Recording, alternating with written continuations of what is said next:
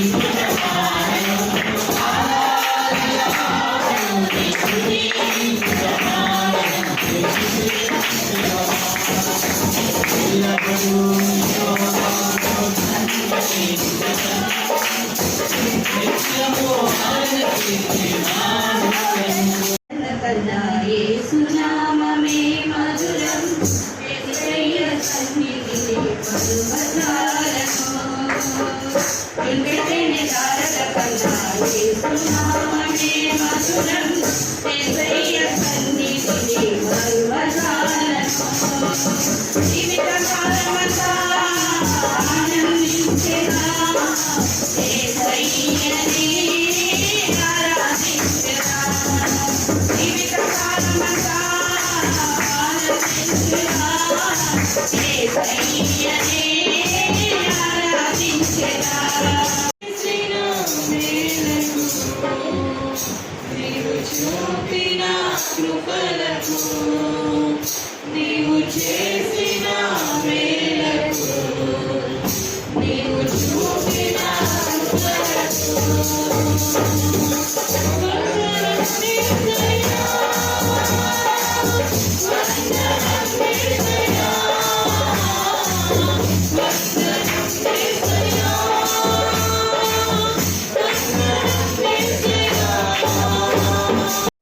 ప్రతి విషయం కూడా చాలా దగ్గరలో ఉంటుంది. ఎందుకంటే నేను స్టెప్ బై స్టెప్ వెళ్తాను. ఓకేనా? ఫస్ట్ వర్డ్ ఏంటో ఒకసారి చదువుతారా?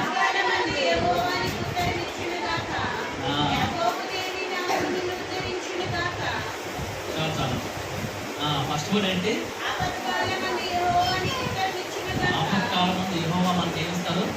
ఉత్తరం అంటే ఏంటి? ఏమన్నా అంటే మనకి జవాబు ఇవ్వడం అన్నమాట. ఒక్కొక్కరం ఒక్కోలా ప్రార్థన చేస్తాం, ఒక్కొక్కరం ఒక్కొక్క కోరిక కోరుతాం, ఒక్కొక్కరం ఒక్కోలా ఉంటాం, అవునా? కానీ ప్రతి ఒక్కరికి కూడా వారికి తగ్గట్టుగా మనకి ఏమొస్తుంది? జవాబు వస్తుంది. ఎవరి దగ్గర నుంచి వస్తుంది? దేవుని దగ్గర నుంచి వస్తుంది. అది మనం గ్రహించగలగాలి. ఎందుకంటే ఇప్పుడు మనం ఏదైనా కోరుకుంటాం, దానికి మనం కష్టపడతాం కాబట్టి వస్తుంది. కష్టపడకుండా దేవుడు ఇస్తారని చెప్పి అంత వస్తుందా? ఇది పాసిబుల్ రాదు. ఎందుకంటే మనం ఏదైనా కోరుకుంటే మనం ఇప్పుడు ఇక్కడ దాకా ఇంటి దగ్గర నుంచి పొద్దున్న లేచి ఇక్కడికి వచ్చామని అంటే అది మన బలం మీద ఆధారపడి ఉంటుంది.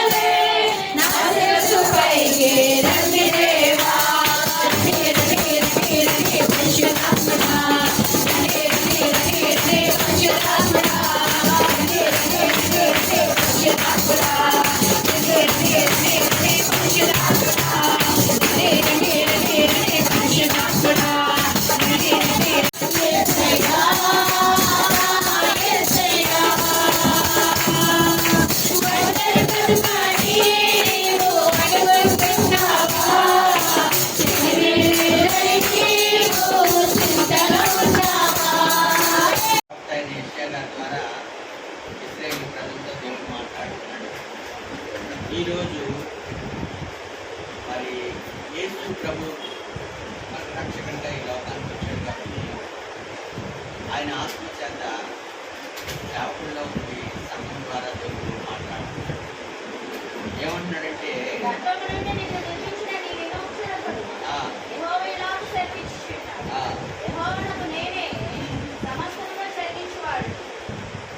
యెహోవానగు నేనే సమస్తమును జరిగించువాడను. మనం ఎన్నో కళలు కంటాం, ఎన్నో డ్రీమ్స్ ఉంటాయి మన జీవితాల్లో. అంతేకాదు పిల్లరా, ఎన్నో ఆలోచనలు ఉంటాయి, ఎన్నో ఉద్దేశాలు ఉంటాయి. అంతేకాదు మనకి ఎన్నో దర్శనాలు ఉంటాయి, మనకి ఎన్నో చిత్తాలు ఉంటాయి. కానీ అక్కడ దేవుడు ఖచ్చితంగా చెప్పేశాడు, యెహోవానగు నేనే దేవుడినైనా నేనే సమస్తమును జరిగించువాడను. దేవునికి స్తోత్ర. ఈరోజు ఇలా జరిగిందంటే దాన్ని జరిగించేవాడు ఆయనే. ఆమేన్. కలిగి ఉన్నది ఏది ఆయన లేకుండా కలగలేదు. ఆకాశం భూమి గతించిపోయిన నా మాట మాత్రం నిత్యము ఆమేన్. దేవునికి హల్లెలూయా. అయితే మనం జ్ఞాపకం చేసుకోవాలి, దేవుడు జరిగిస్తేనే మన జీవితంలో సమస్తము జరుగుతాయి. ఆమేన్.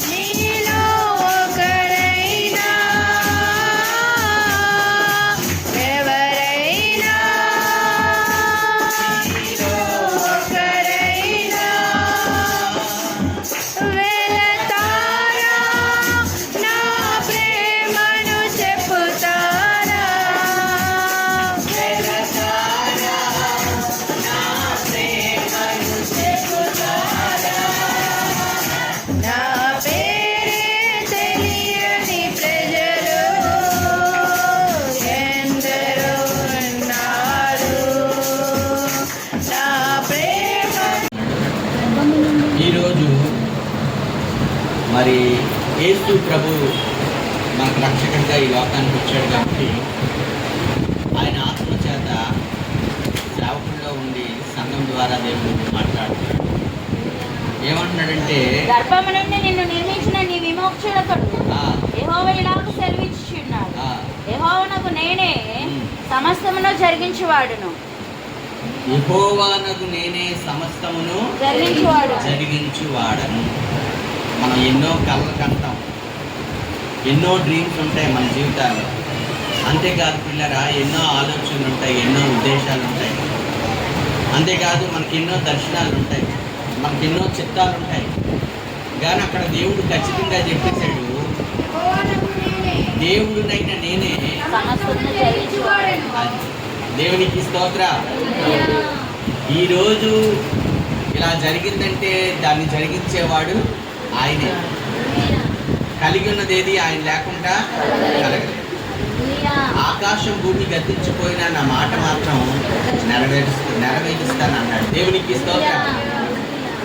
అయితే మనం జ్ఞాపకం చేసుకో, నేనొక్కడినే ఆకాశమును విశాలపరచువాడని, నేనే భూమిని పరిచిన వాడిని. అమ్మమ్మ అదొకటి చదువు. నేనే ప్రగల్భాల ప్రవచన అంటే స్వార్థం కోసం, వారి కోసం చేసే, వారిని హైఫై చేసుకోవడానికి, వారి కొరకు చెప్పుకునే ప్రవచనాలని నేనేం చేస్తాను? వ్యర్థము చేయువాడను, సోదిగాండ్రను వెర్రివానిగా చేస్తాను, జ్ఞానులను వెనుకకు త్రిప్పి వారి విద్యను విద్యాహీనులుగా చేస్తాను. నేనే నా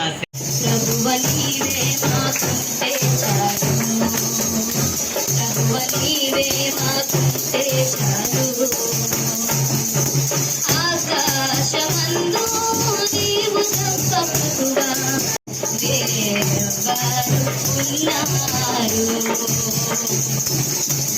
ఆకాశముని సింహాసనము, ఈ భూమిని పాదపీఠము.